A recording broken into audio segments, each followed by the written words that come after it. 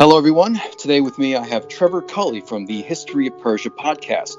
This episode is going to be a little bit more loose and relaxed in structure than either of our normal shows, and wanted to get together and discuss the 2004 Oliver Stone film Alexander, based on the life of Alexander the Great, the Macedonian conqueror, who is an immensely important figure in both of the subjects that we cover. And so I thought, maybe coming from different perspectives, it allows us to dissect the film from both a technical and, more importantly, a historical perspective. So let us begin with a bit of a background detail on the movie. It was directed and written by Oliver Stone, largely based upon the 1973 biography on Alexander the Great by historian Robin Lane Fox, who also served as the historical advisor for this film.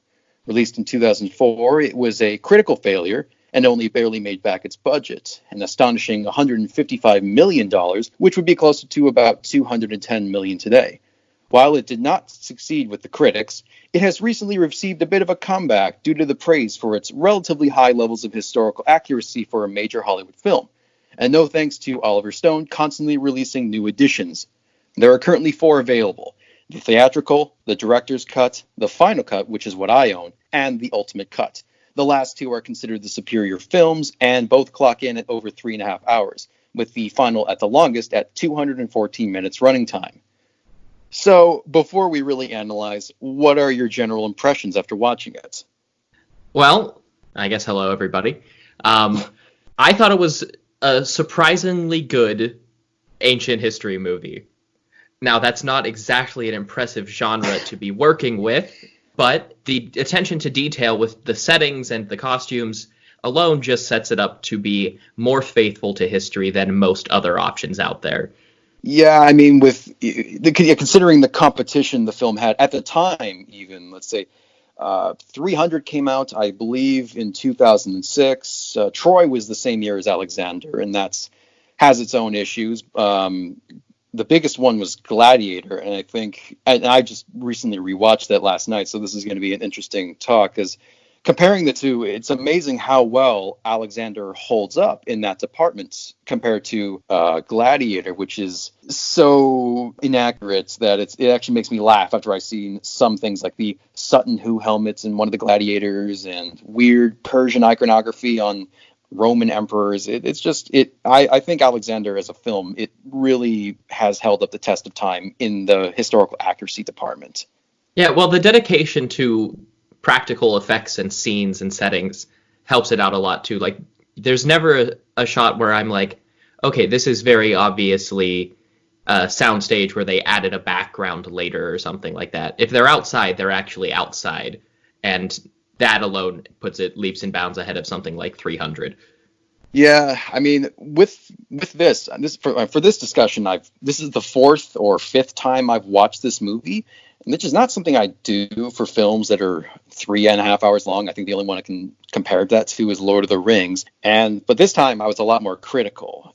In short, I still love this movie, and it is like me too. Like yourself, it's at the top of my list in terms of favorite films about the ancient world, just for the sheer passion and love this movie was crafted with. I think Oliver Stone really, really wanted to do research and cared about the material of Alexander, and it's demonstrated on the film.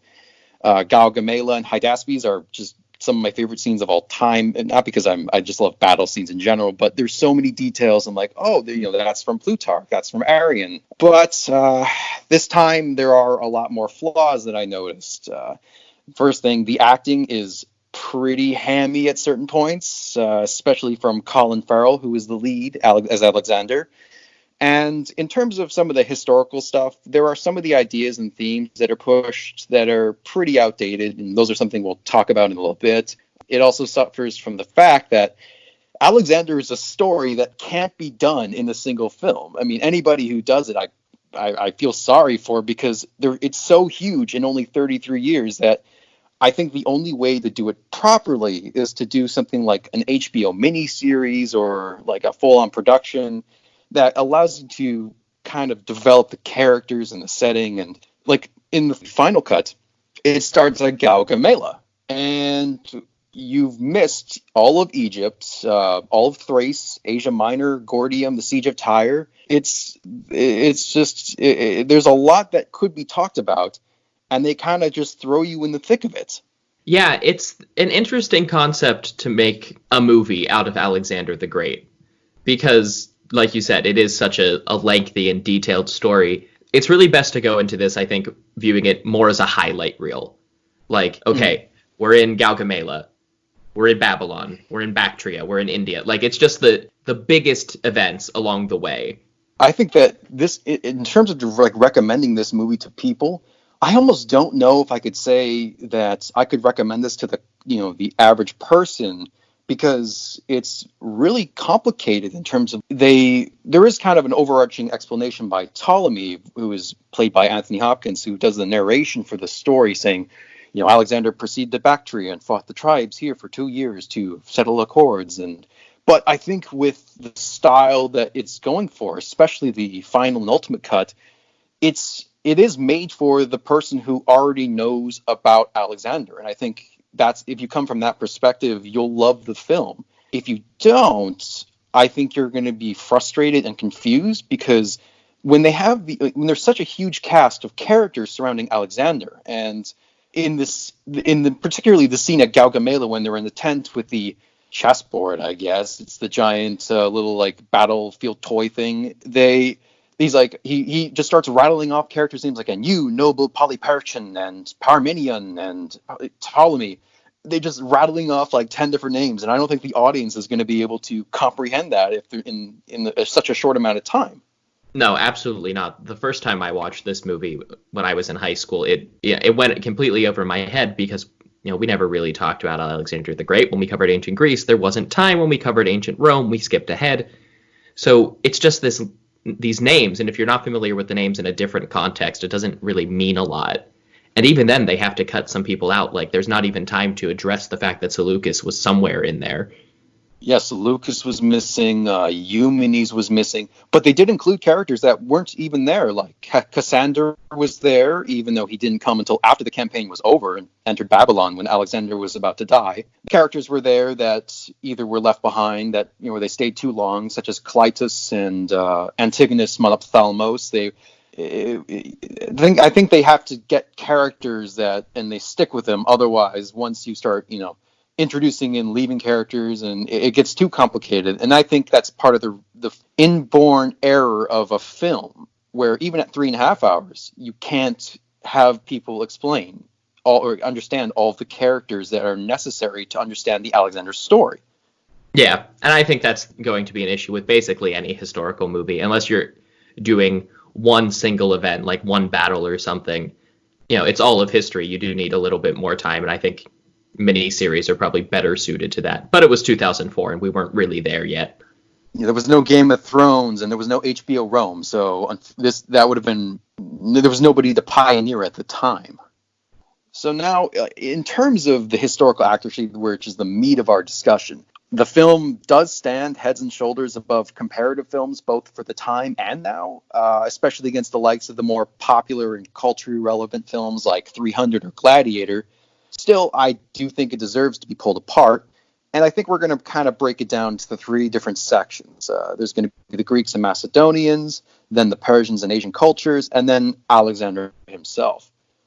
So, starting with the Greeks and Macedonians, initial thought are the Macedonians have an Irish accent and the Greeks have a British one, but for some reason Olympias is Russian? Well, I think trying to work out how to portray the linguistic differences between the different Greek groups in an English-speaking movie, they actually did a really admirable job. Like, okay, so we give the more northern accents to the Macedonians, and we give the more southern English accents to the Greeks, and kind of throw up their arms and pick something vaguely foreign, but not that foreign, for Olympias. Like, I think that actually worked out really well, trying to synthesize that idea, but maybe would have gone over too many people's heads if they weren't actively looking for what is the difference between a Macedonian and a Greek. Yeah, I do like that aspect, but there was sometimes they would have the whole our Macedonians Greeks is a really controversial subject, unfortunately, because of the modern climate. But I think that they kind of do a certain level of the Macedonians are seen as lesser. Philip, played by Val Kilmer, which is very surprising how much I liked his role.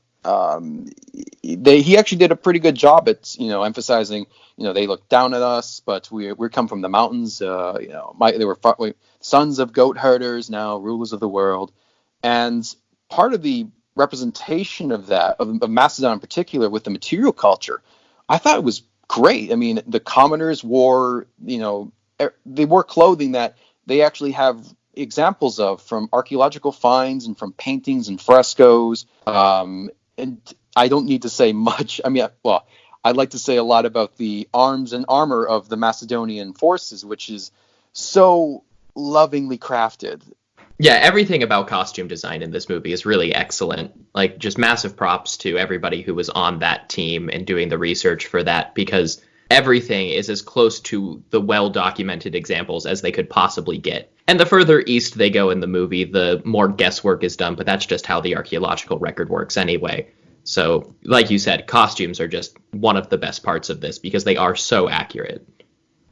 And I think with costumes in particular, something that sticks out to me, because when people think, I think that's something that stands out to people when they view, ancient films. Like, for example, it's like you say, give me an ancient Roman. Everybody wants to wear those weird wrist leather braces, which I don't know who came up with that or where they got that from. But every time there's a Roman movie, everybody has to have those weird leather bracelets, even though I don't think there's any basis whatsoever.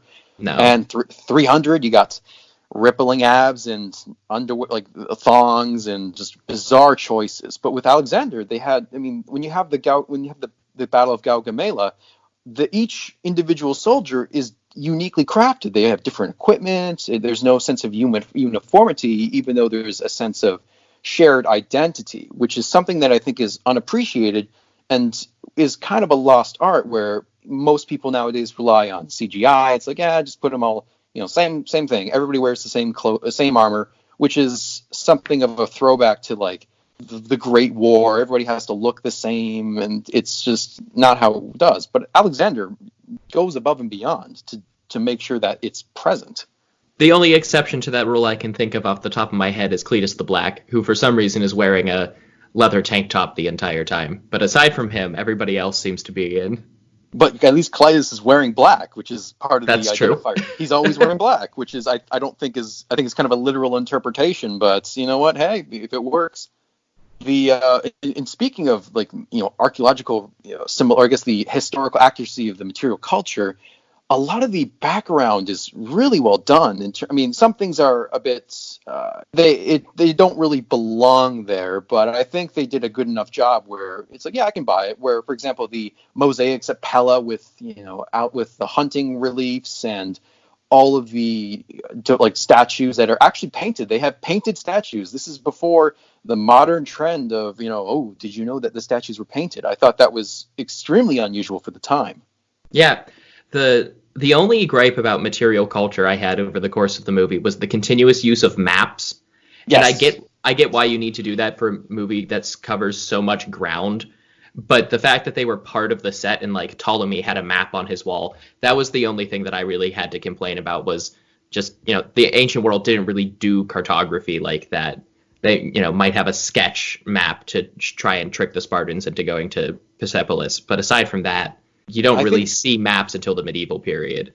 And I think I that was something I wrote down as well, is that there was a lot of weird, they try to make the map look like the Ptolemaic, or not the map of Ptolemy, not the general, but the scholar who, because there's that map that's of blob-like depiction of the world, and it's very, very simple. But then they have this is India over here, and they already know this ahead of time. I guess they just happen to make it all into, and the fact that they did so much effort to make it into a mosaic rather than just here's a rough sketch.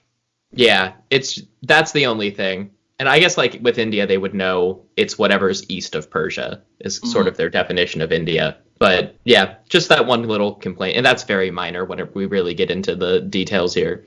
There were a couple weird ones that I noticed that I was surprised. There was in Olympias's room, there was the Chimera statue, which is a Etruscan, I think, but I guess that's sort of connected. But then there was a statue of a ram, which is Sumerian, actually. It's a little ram that's peeking from, I guess it's supposed to be bushes. And I was like, oh my God, I read this in a book on Sumerian. What is it doing here? But that's, again, it's minor complaints. Everything else is pretty top notch. And I think they even had like the know-it-all to have papyrus with vaguely Greek letters, which is really unusual.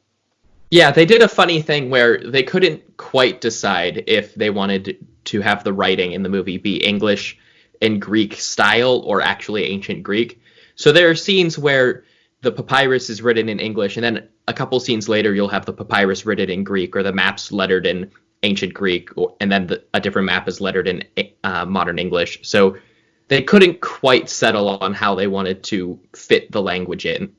And I think that's part of it, where if they couldn't decide, we don't know because I think some of the maps even had like that mixture. It was Greek letters but English language. It was like, they spelled Greece, but then they had like the epsilon as opposed to the regular E.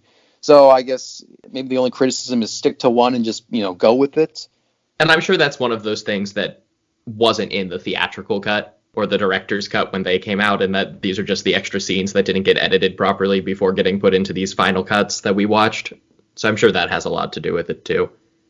And speaking of things of either you go all the way or don't go at all, maybe let's talk about the sexuality of the Greeks and Macedonians, because it was actually a really controversial topic when it first came out. For those who don't know, Alexander, they depict the romantic relationship, and that's one of the main themes of the movie is Alexander's great loves. He has Roxanne, who is the Bactrian princess. He has Hephaestion, his best friend and companion. I guess the implication is he's Eromenos, and Bagoas, the eunuch from Persia, and technically his mother, but we'll talk about that in a little bit. Yeah, and Bucephalus. Don't leave out the horse. And Bucephalus, but do you think that's, for what it was, do you think that they did a reasonably decent job, or do you think that there was maybe more they could have elaborated on it, or they kind of just like, we'll acknowledge it, but go on from there?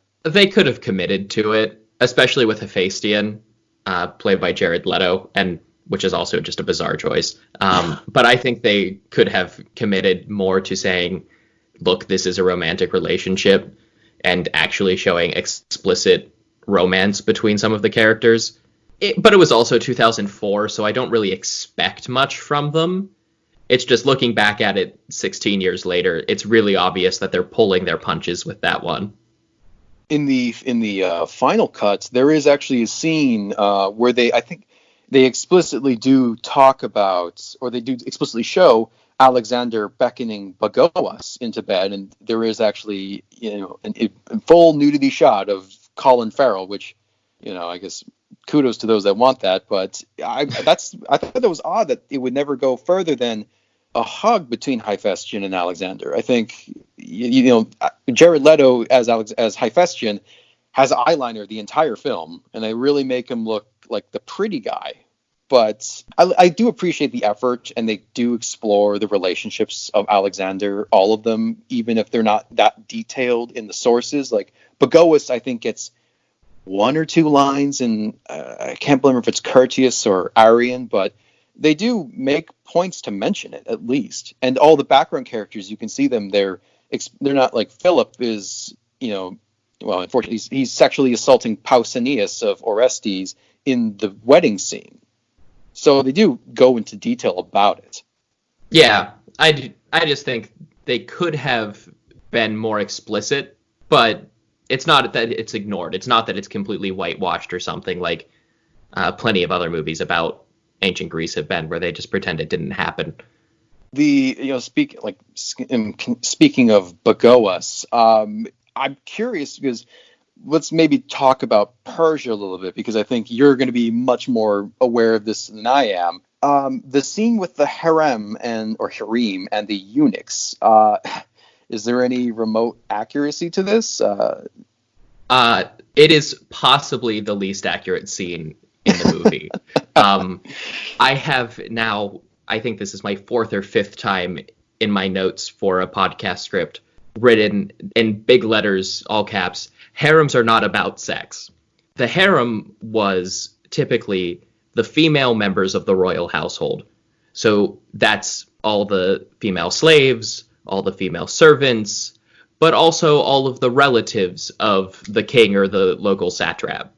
So this is like Darius's cousin and Darius's wives. Like, they're definitely not going to start flirting with the Macedonian conquerors the minute they walk into the room. And that was very off-putting and the very 19th century Orientalist understanding of an Ottoman harem that every time it comes up in my podcast, I try to point out that's not how it worked. That wasn't the point. It wasn't about sexuality. It was just the part of the palace where the women lived. Like, in terms of, like, some of the perspectives, like, they actually do a decent job at humanizing the Persians, I felt. I mean, they have Farnikis, who is considered, like, he's seen as a trustworthy member of Alexander's retinue. But then, like, the scene in Babylon and Bactria, which, different cultures, but they do emphasize, like, the stereotypical, there's jugglers, fire breathers, belly dancers, everything that you'd see in, ancient, Oriental-ish world. They got belly dancers, they got fire breathers, and it was surprising of how they just relied on those stock images. But I think that's maybe the audience's, the emphasis on, this is what the audience thinks is the East. Yeah, it's probably one part trying to give the audience an understandable impression of what the Macedonians would have felt entering somewhere like Babylon, because the film uses modern popular polemic imagery of the East to show how the Greeks would understand entering their polemic imagery of the East. They talk about how Christopher Plummer's Aristotle is going on about how the Persians are inferior. So they need a way to show that's what the Macedonians are understanding. And if they play into our modern tropes to do that, I get it. But part of it is also, I think, we don't have a ton of information on, like, what street culture was in ancient Babylon. It's one of those things that we're just missing for a lot of the Persian Empire that we have for the Greek world. We don't know what it would have been like to walk down a street in ancient Babylon. We have vague ideas and we know what kind of shops there would have been and what kind of priests there were. But just like who was panhandling, we don't really get that. Now, in Babylon in particular, visually, there are elements where I thought, they actually did the effort of reconstructing the Ishtar gates. But then, are there details? I couldn't tell if there's, like, carryovers from, like, Nineveh or from other palaces where I can't remember if there was a Lamassu in there, and I don't know if the Babylonians ever. That strikes me as a very Assyrian thing to do. Well, it is a very Assyrian thing, and the Babylonians shared most of their artwork with the Assyrians, but more importantly, the Persians copied Assyrian motifs a lot. The single largest artistic and architectural influence on the Achaemenid Empire was Assyria. Most Assyrian imagery that you would have seen in Babylon probably would have come from Persian architects. And one thing I appreciated about how they depicted Babylon was you saw two palaces. You had, in most of the shots off the balcony on the set with Alexander, you could see this big ziggurat temple palace structure in the distance with the hanging gardens on it. And that's supposed to be the palace of Nebuchadnezzar. But then the palace that they're actually in was the palace constructed by Darius the Great around 500 BC to host the Persian kings when they were there. So having the two palaces and being able to see the one with the hanging gardens and everything was a nice touch to the layout of Babylon. Was there anything particular about the depiction of the Persians and that you thought they did a pretty solid job on? Darius looks exactly like out of the Alexander mosaic from Pompeii, and it's hard to get the visual culture of Persia in general beyond reliefs from Persepolis, of the Immortals, that's the famous one, and we just don't have the same level as the Greeks and Macedonians. So I'm curious what your thoughts are on that. Like I said before, in terms of physical portrayal and costumes and weapon design and armor design, all of that is spot on accurate to sources we have from the ancient world. Some of the things like at Gaugamela when the Persians do their charge, some of it was impressively accurate, like the first wave of archers firing arrows and how effective that actually would be. But they don't show quite enough formation, and they have the two different types of Persian shields mixed in together, which seems like a minor gripe, but they served very different purposes. So you have the the spara shields, which are the big rectangular ones, those would have actually been planted as a defensive line, and anybody charging would have had probably the diplon style that looks more like a figure eight, which is a small gripe, but it's one of those things where they didn't make that kind of mistake with the Macedonians, so it stands out a little bit more to me because I know the difference. The big inaccuracy I noticed at Gaugamela was the scythe chariots, which were exactly as ineffective in the film as they were in reality, but were so small in the film. That really surprised me. They made them those little race carts that you would see at like a Roman reenactment or something. By the late Iron Age, when this is happening, ancient Near Eastern chariots were huge. They were like these giant wagons with 4-horse teams to pull them, fully armored. Chariot itself had metal plating. The horses had armor. There would have been at least 2 guys in it. It was just, I'm sure it was a budgetary restraint too, but that kind of struck me as like, oh, that's so much smaller than the reality, which is really jarring when you get to the Battle at the Hydaspes and they have like 4 actual elephants on screen at any time.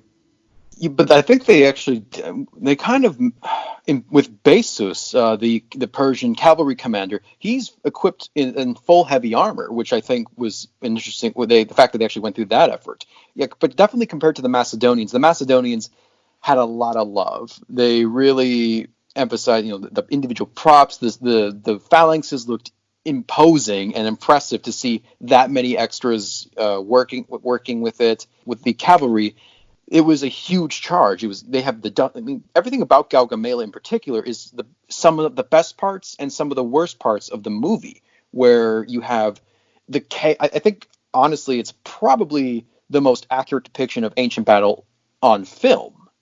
They do a lot of details where, the fog of war, they are everybody it's horribly bloody. And I think in the final and the ultimate cuts, they actually do use more blood, more emphasis on the brutality of it all. And I do like the fact that they went through the old details of look how horrible everything is, and it gets in your face. Versus the weird fighting in Gladiator, where it's all very disorganized, but it's just a nonsense disorganized. It doesn't have a sense of scale and flow.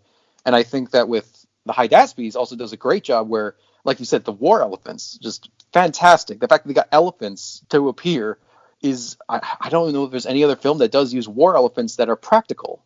No, I certainly can't think of any. Star Wars, maybe, technically.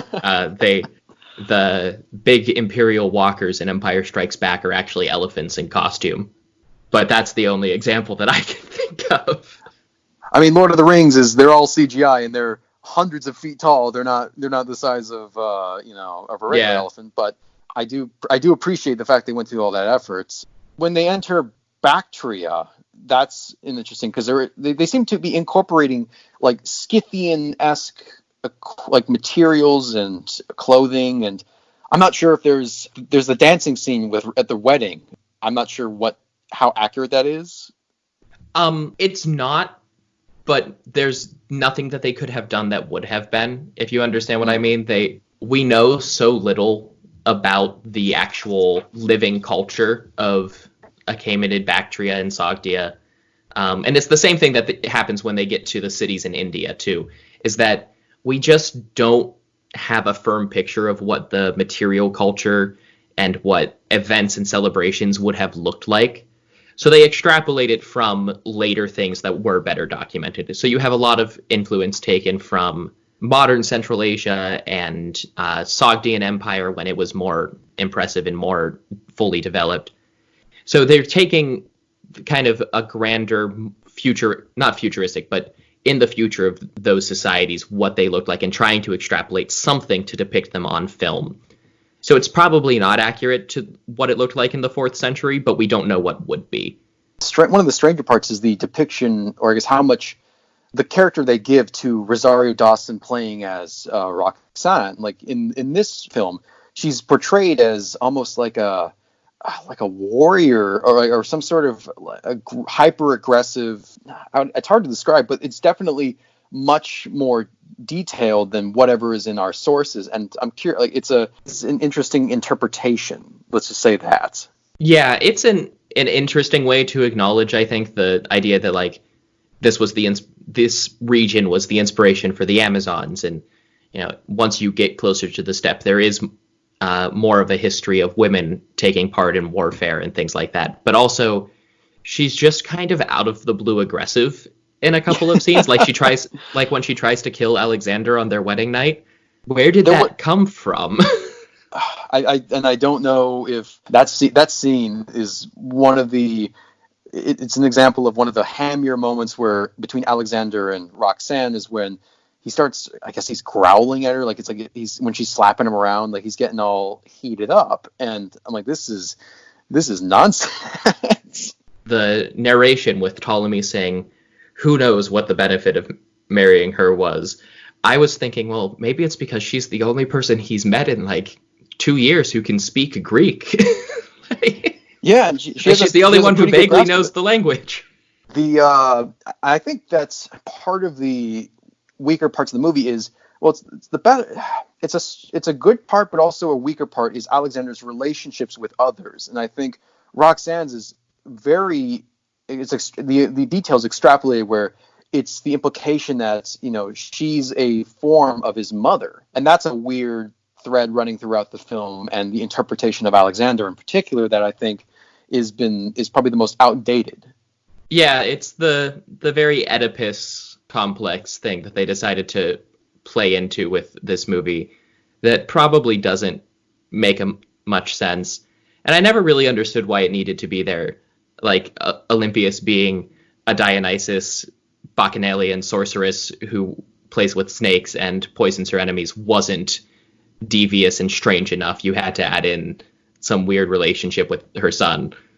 I think I do like the connection between Olympias and Alexander in terms of like you could tell she does. It's like a very Alexander historically famous mama's boy, but that little detail, I think, even though Oliver Stone is definitely going for thematic relevance, because in the ultimate and the final cuts, the way the story is structured is that something happens in later life and it goes back to his earlier life, and it does a comparison to see, here Alexander is imitating Philip in alcoholic violent rages, and here is a Roxanne Alexander's marrying his mother, and I think that's a very specifically odd choice to make, even though like you said, Olympias is a fascinating character without that, and I think there's enough to go off of where did she poison Philip? Who knows? How much of an influence did she have over Alexander? And I think that is a weirdly strong thread. Is Ptolemy even mentions like you're running away from your mother. I don't quite know about that, but yeah, at some point it's artistic license, but I'm not sure what the art was supposed to be in this case. And speaking of Alexander, I think this is going to be an interesting one because Alexander, main title character, I think that the interpretation is pretty great in terms of all the weird. There are lines lifted right out of Arrian, Plutarch, and Diodorus, but it seems to rely the most heavily on the accounts of Arrian by Ptolemy. And I guess they say it straight off the bat. This is what we're going to go with, and I could sort of see why they wanted to go with that. But then there are weird carryovers from, not necessarily weird carryovers, but they are carryovers from Robin Lane Fox and W.W. Tarn, such as the Brotherhood of Mankind, the incest, Alexander's alcoholism, and death by poisoning. What were your initial impressions of Alexander as a whole, as a person? They seem to want to at least acknowledge every version of Alexander, but I'm not sure how well they accomplished that. Like, I think Craterus was included in most of the movie just to set up the thread of maybe he was poisoned. So they seem to want to be able to go in any direction and then never commit to a definitive version of Alexander, which I think might be on purpose, given how many times Alexander has been interpreted. I want to say that the whole emphasis of I will bring them freedom and, I will unify the world, and A, that's really cheesy, B, that's not really in any of our primary sources, and C, that's so super America in 2004 that, he's liberating the Persians and he's liberating the East was just so heavy-handed from Alexander. But simultaneously, that's played up against all of his generals who are all portrayed as morons when it comes to running an empire. Like, they get to Babylon and they're like, okay, we got Babylon. Why do you need to kill Darius? Why can't we just go home? Well, because then the Persian Empire is still here. That's what I think is when you have that the comparison where the American pre or post Iraq War right in the thick, or I guess it'd be during the Iraq War, right in the thick of it, and at the same time they emphasize what are the Persians and the decadent Orients compared to the Macedonians, and Alexander is supposed to be the voice of reason, saying what's the difference between you and them. And in the terribly acted scene between Cassander and Alexander, that every time I watch them, like this is hammy on another level. But they do emphasize that Alexander's, or at least the idea of the brotherhood of mankind, there is no divisions between the world. There's one group of people that all are united under a great vision. Yeah, it just plays so at odds in my mind with this king who couldn't stop conquering. It never seems to me in any history of Alexander that he's trying to unify the world. He's just trying to find the world. I always felt like Alexander would have fit in really well if he had been born in like the 16th century AD, got a job as a ship captain working for the Spanish and got to explore the world or something like that. It's so much more of a personality if I just want to find what's next and not, I want to know I want to help all these people. That's never portrayed to me in any of the actual sources that we have for his life. I never agreed with the mentality of the brotherhood of mankind and the unity of Alexander. I think that's very, I don't agree with later interpretations that he was a drunken madman who, just was a psychopath and loved killing things, even though he did result in a lot of people's deaths. But at the same time, they kind of touch upon the element of pothos, like the longing for glory. I want to explore the world. And they do touch on that, where they're at the scene at the Hindu Kush, and he's like, what gods can breach these walls? We can reach the outer ocean. We can visit. And it's like, well, we gotta wait a little bit. And Ptolemy even says when they're explaining, because it operates on the supposition that Alexander was poisoned. We killed him because he would have killed us. We couldn't keep up with him. He was a dreamer. He couldn't stop moving forward. And I think in some level, it's almost like you wonder, would it be better to address all the different interpretations, or do you stick to one and kind of go from there? Because on one hand, although you're not getting as much of diverse viewpoints, you are getting more of a coherent characterization. Yeah, I think by choosing to do the Anthony Hopkins, Ptolemy dictating his memoirs thing as a framing device, you sort of commit to having to have something of one viewpoint, just because, you do have a narrator, and that narrator is a character in the story. So you're sort of bound to Ptolemy in the end, and especially at the end, because that's how you have to wrap it up. But also you get things like, well, Cassander said he was a drunk in his fake memoirs. Like, you didn't need to go quite so heavy-handed. Yeah, that was something I noticed. It was very much like disparaging Ptolemy's as the true memoirs. Yeah. So I think, you could have had him just musing about how, Cassander said this and I said this, and not have Alexander suddenly drop while drinking. Like, if it came out of the blue in a different context, there would have been more room for doubt without ever having to specifically say one thing or the other. Yeah, I think just for the sake of the audience, is understanding where, he drinks and he dies. Okay, he was poisoned. All right, then I think that's just, the communication to the audience. Like, this is a direct, I think they should have left it more vague, but I think they were going with the successors couldn't handle the dreamer that was Alexander, and I think that's why they emphasize, they killed him because they couldn't take it. Yeah, no, I think that's definitely where they wanted to go. Though it's very funny to portray, we couldn't take any more campaigning, we couldn't take any more conquering or dreaming about great empires for the Diadochoi. Like, come on.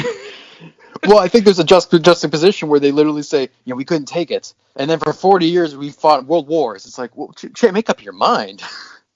Because I can't imagine in history that anybody in the room didn't think there would be wars. I can't imagine that anybody thought it was going to become what we know as the Wars of the Diadoquoi. But, like, you can't possibly think that the reason they wanted to kill him was to stop fighting.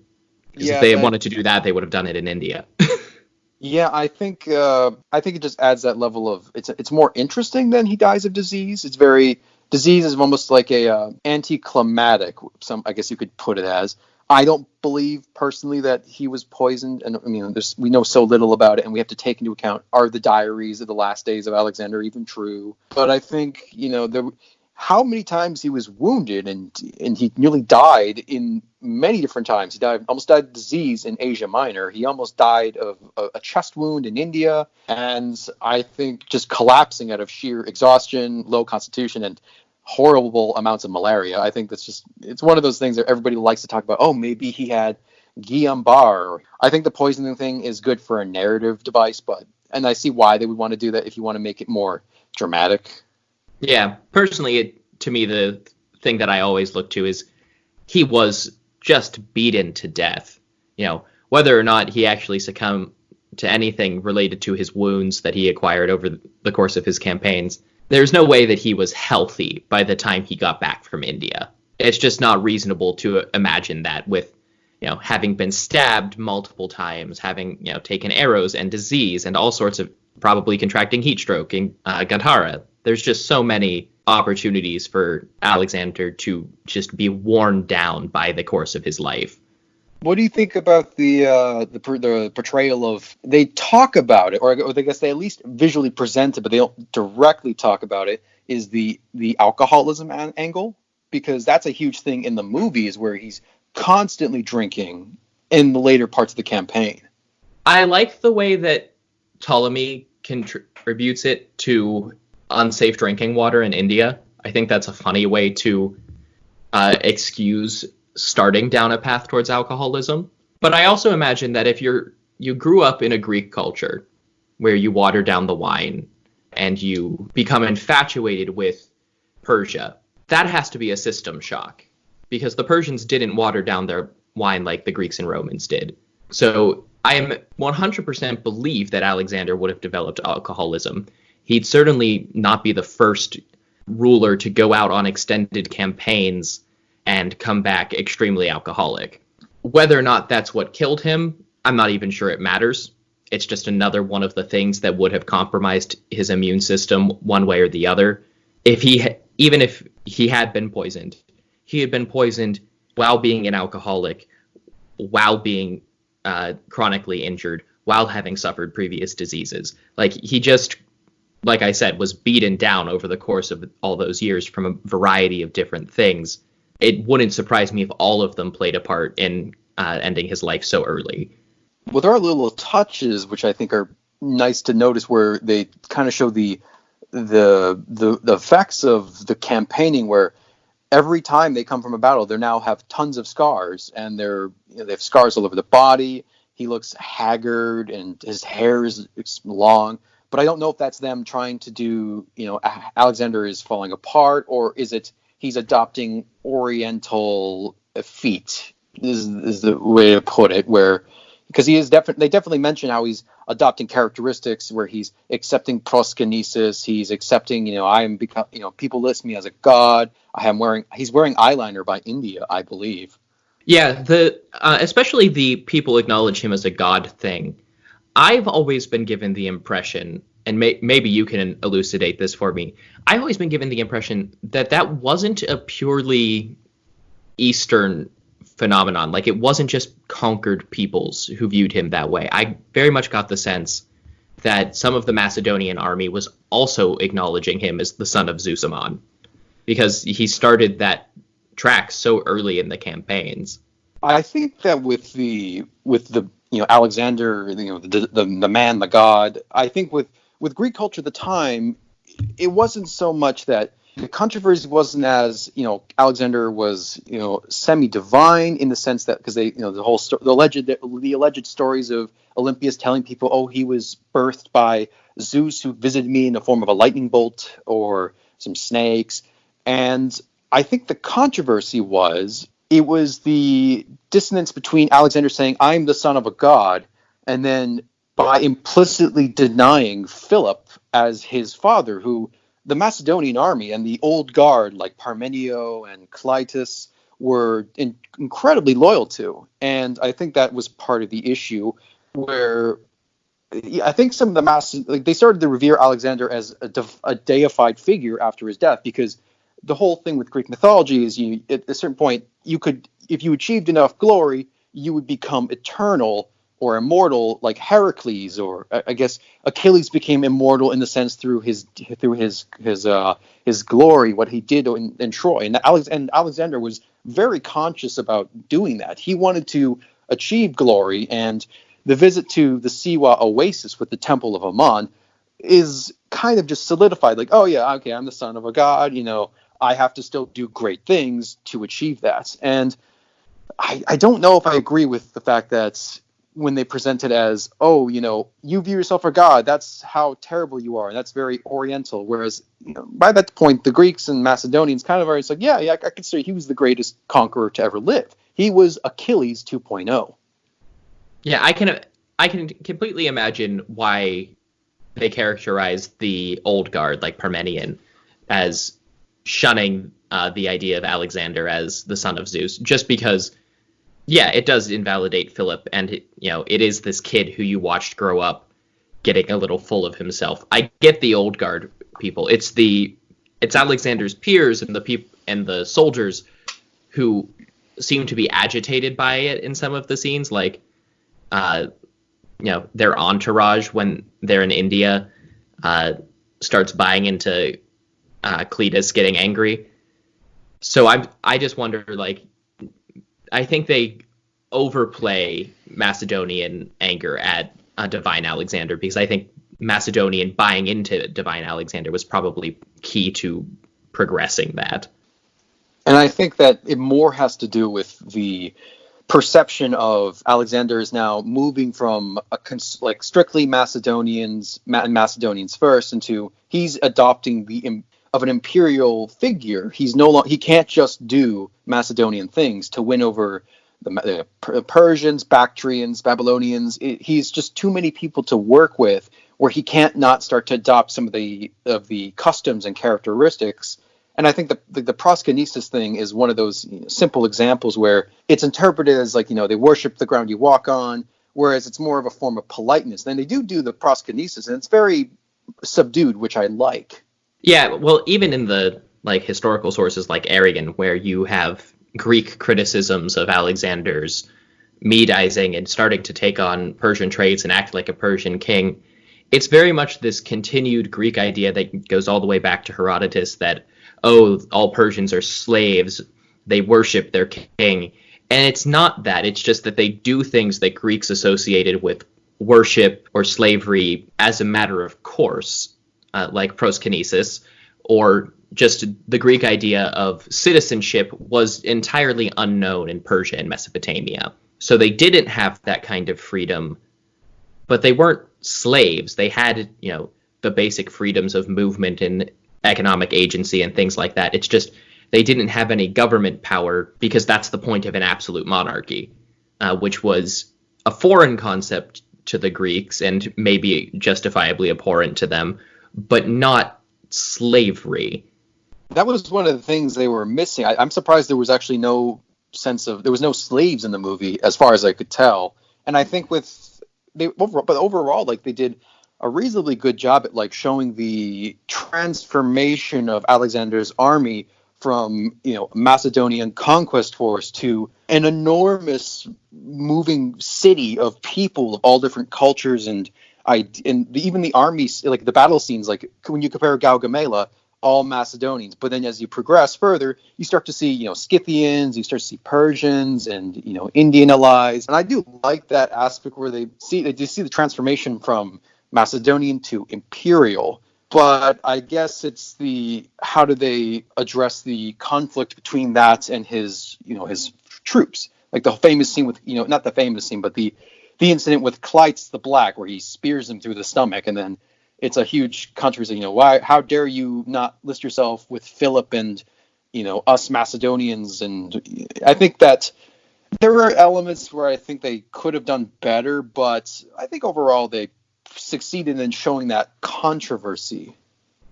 Yeah, there's the scene in the Hindu Kush, which I think is the one time they address slaves in the movie, because they show slaves moving the wagons through the snow, and Ptolemy comments on it. Ptolemy calls them a mobile empire. And I really liked that, because it really does give this sense of how the Alexandrian army had a baggage train stretching from Babylon up into Bactria and down, just trying to follow Alexander's course as he went along, just trying to maintain this massive migratory force. And they really did, I think, towards the end of his campaigns, become something comparable to a migratory empire, just because of how many people and how much infrastructure has to follow an army like that. I felt that with the Alexander as the imperial ruler, when they get back to Babylon, I think that scene is very condensed. He's like saying, we have to have libraries, we got to cut down more trees, and here's, dig the great ditches. And I think it's really basing it off of the last plans, and which are dubious at best. And I think I did laugh when they actually said, he's talking about what we're going to move through the west and go through North Africa, and then we'll conquer the Roman tribe. They're great fighters. I had to laugh. Oh, I'm not sure that line made it into my cut. He mentions Arabia in the Ultimate Edition, but I don't think he mentions Rome at all. And that's a funny thing to bother pointing out, because Arabia is the story I've always believed, because it seemed very in character that, yeah, it's an impassable desert, but I'm sure we'll find the end eventually.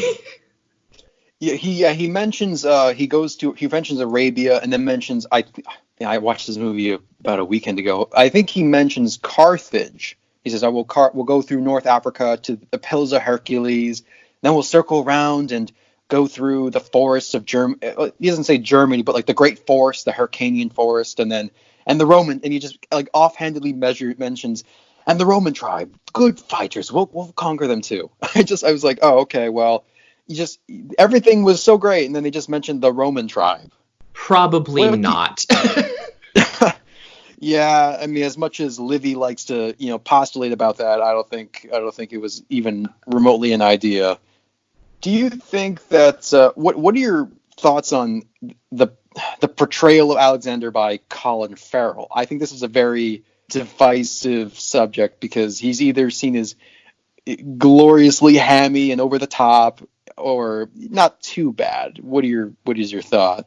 I'm pretty neutral on it, personally. I think he's not at all the actor that I would ever have picked to play an Alexander figure, and I think you can see as his career developed that that's not the kind of role he went for in the future, and there's a reason for that. It's just not what he's particularly good at or interested in, I think. I don't think it was bad. There were some scenes that were over the top, but there were also scenes that were very well acted and kind of understated. There were certainly better calls, but I think I prefer something like this to something like Troy, where you did get the biggest stars of the day to come be your ancient figures, and it was really just them hamming it up as these famous people. Yeah, I think with some of the acting choices I really liked. Like, I actually really liked, surprisingly, I like Val Kilmer as Philip, which I did not expect, and I didn't know he was in the movie until I started watching. I thought, is that the guy from Top Gun? But then Anthony Hopkins as Ptolemy, I love it. I love Anthony Hopkins as Ptolemy. Oh God, what's his name? He has a big booming voice. Brian Blessed was the wrestling coach in the early parts of the film. He was great. Christopher Plummer as Aristotle, great. And then other parts, Angelina Jolie. I don't know what was going on there with the. They needed a name. They needed a name to anchor the film. It's just the best I can come up with. I have no idea why she was there, but I don't know why she was like Russian. It was like very. I guess because if you're going to go for snake charmer, then you want somebody vaguely Russian or Eastern European, something you wouldn't see. I think it was just their way of doing Illyria in the same way that they were doing, Scottish for Macedon and, London for Greece. Like, I'm not sure it was fully developed, but it was just their way of fitting the accents in for the Greek characters. I think with Colin Farrell as Alexander, I think there's I almost wonder if it was a deliberate choice, the way he was acting at some points, where it was almost like a stage production in like that level of like intensity, and he's chewing the scenery up, he's like screaming loudly. I almost wonder if it was evoking Greek drama, where it's like very exaggerated movements, but then everybody else is relatively muted, which I think is a weird choice. I think it might have been just trying to highlight Alexander's character, like not so that we would notice him, but like how Alexander interacted with the rest of the people in his life, as a way of characterizing Alex. So he's much more dramatic and crazed and energetic, but I think that's a way of showing him as this, obsessive conqueror who's, always looking to the next thing and incredibly sure of himself all of the time. I think that's part of the way they act, or that they directed Colin Farrell. Do you think that, kind of rounding up our discussion, do you think that with historical movies in general, and when you have the cost between historical accuracy versus dramatic flair, and bringing back Gladiator, there are a lot of choices they make that are made to serve the artistic side of film, but then they completely butcher the historical side. Do you think that there's any sort of demand nowadays where people want to see another Alexander? Because since then, I don't think there's been any close comparison to the level of detail. I mean, the Vikings TV show is nothing like, they're basically wearing side cuts and wearing leather armor that would be more out of like an 80s sword and sand, like a Conan the Barbarian film, rather than anything remotely accurate. And even with Game of Thrones, which I guess is the closest approximation to a medieval historical production, I just don't know. I think there's a demand for it, but I don't know if it could survive. I think there's definitely a demand for a historically accurate thing, but it would have to be a story that people could get into. Like, it's always a fun accolade to be like, this is such a historically accurate thing, but if it's not very good in other ways, like if it's hard to follow because you need to know all of the characters going into it, like you do with Alexander, that's a very hard thing to get into. And I think especially with something like ancient Greek warfare, it's very hard to shoot a historically accurate phalanx battle in an engaging for motion picture way, just by the nature of how they fight. So I think it's doable, and I think there would be a market for it, but you would need to perfect everything around it first. I think that I don't know if they could revisit Alexander again. I think I'm surprised that nobody has jumped on the Wars of the Diadohoi as like a Game of Thrones style series where you could just pull it straight from either like get Ghost on the Throne by James Romm or Robin Waterfield's Dividing the Spoils, where there is so much to it that it just writes itself. There's no need to try to come up with the level of like politics and intrigue. And I think that because these things kind of go in cycles. I think from before Gladiator, I can't name a film based on the ancient world that, like, it was Spartacus in the 1960s. There was a few other ones that came up here and there, and then there was a glut. Nothing came back. And then there's a Ben-Hur every couple of years, like once every 10 or 15 years. Yeah, there was a Ben-Hur recently. I think that's the most recent. That's the most recent I can think of. Yeah, and I think that's pretty much because 2000, let's say 2006 was ancient world, Gladiator, Troy, 300, Alexander. But now I think it's the medieval or early Renaissance, because Game of Thrones was huge for years and there was tons of variations, like the Viking show, Nightfall. But I don't know when we're due back for another ancient world. I think it's going to be a little bit of time still. Yeah, I don't know. Maybe Marvel could do their version of Hercules, and that would spark it. That's the best I can think of right now. My pick for an event that could start off a new ancient world boom would be Xenophon and the March of the 10,000. It's a nice semi-contained event with a really obvious piece of source material to base your movie on. I think that would be probably that'd be a simple choice because it's a novel functionally. I mean, it's literally just fighting. It's the Warriors from the 1970s, the gang movie, is based on Xenophon, and I think just doing Xenophon as per historical standards, I think that'd be perfect enough. Unfortunately, I don't think we're going to get any of these movies anytime soon, unless Mike Duncan can strike that movie deal, and then maybe we're in for it. That, I mean, what if they came out with a miniseries on Cyrus the Great? I'm surprised that nothing of that kind has been popped up. Yeah, I think it's because nobody knows how to handle presenting the Persians to the Western public, which is one of the reasons I think Xenophon would be great, because it forces you to have Persians on both sides, so they're both the antagonists and the protagonist. I think doing something strictly focused on the ancient Near East requires a lot of time to introduce people to that world, and I'm not sure that any production company is willing to take that risk just yet. And I suppose with that note, I think we've blathered on a lot about Alexander, and I think as much as we could talk more about it, I think an hour for a 3.5-hour movie is a pretty good place to stop. First off, I'd like to thank you, Trevor, for being on here. And what's the best way that people can get access to your show, and what do you do in particular? Well, like we said at the beginning of the episode, I'm the host of the History of Persia podcast. So I'm doing a narrative look at the Persian empires, starting with Cyrus the Great and the beginning of the Achaemenid Empire around 600 BC.